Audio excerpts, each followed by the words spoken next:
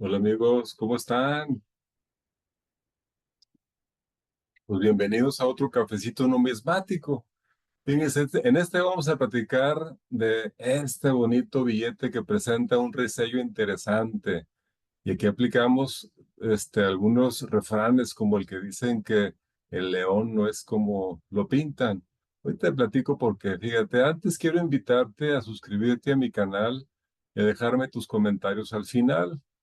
Hoy en día existe mucha información falsa sobre monedas y billetes, por lo que es indispensable que continuamente te estés informando. Busca grupos oficiales en tu comunidad o te recomiendo estos a los que pertenezco y en especial a este que está en Face y es gratuito. La historia de los conocidos cheques de banco a banco es muy interesante y se da durante la segunda etapa de la Revolución Mexicana y sucede en la ciudad de Torreón, Coahuila. Siendo Victoriano Huerta presidente, tras asesinar a Francisco I. Madero, es cuando se levanta el ejército constitucionalista comandado por Venustiano Carranza y apoyado en un inicio por Pancho Villa. Bueno, la ciudad de Torreón era una sociedad joven fundada apenas en 1907. Aproximadamente tenía como unos 23.500 habitantes, pero era muy importante.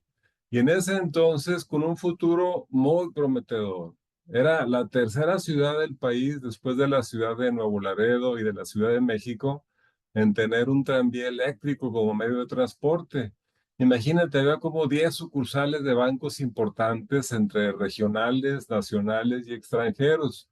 Había una gran diversidad industrial y una gran diversidad étnica, una fundación metalúrgica de la más grande que había en México, una fuerte estructura agrícola y definitivamente un lugar clave en la lucha revolucionaria por sus líneas de ferrocarril que llevaba al norte del país o la Ciudad de México.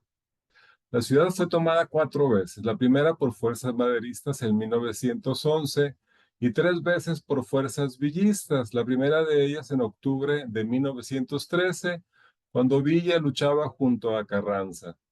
Muchos empresarios salieron o se fueron al extranjero o a la Ciudad de México.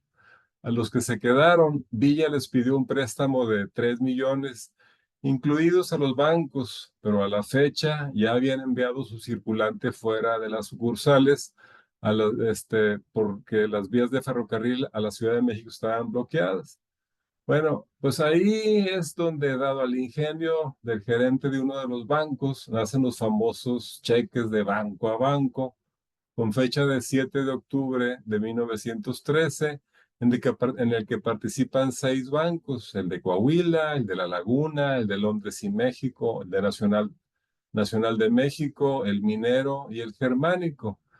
Bueno, pues lo hacen para cumplir con un préstamo solicitado por Villa y de ahí, pues que también se les conoce como billetes villistas, ya que salieron para darle su préstamo. Bueno, pues Villa se va a Chihuahua y toma control del estado, así que las fuerzas federales huertistas regresan y recuperan la ciudad de Torreón. El Banco de la Laguna gira sobre el Banco de Coahuila otra serie de cheques, ahora con serie B y con fecha de 5 de enero de 1914. Pero Villa, ya en su decreto de febrero de 1915 de aceptación forzosa de billetes revolucionarios, solo hace mención de válidos los cheques de banco a banco con fecha 7 de octubre, o sea, los que le habían dado a él.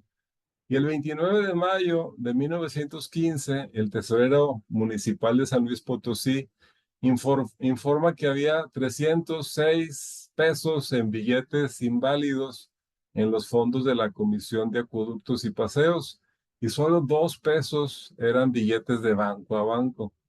Quizá este resello huertista de San Luis Potosí de junio de 1914 sea el mencionado billete, que aunque los conocemos como villistas, en realidad los del 5 de enero de 1914 como pues circularon bajo el Ejército Federal huertista.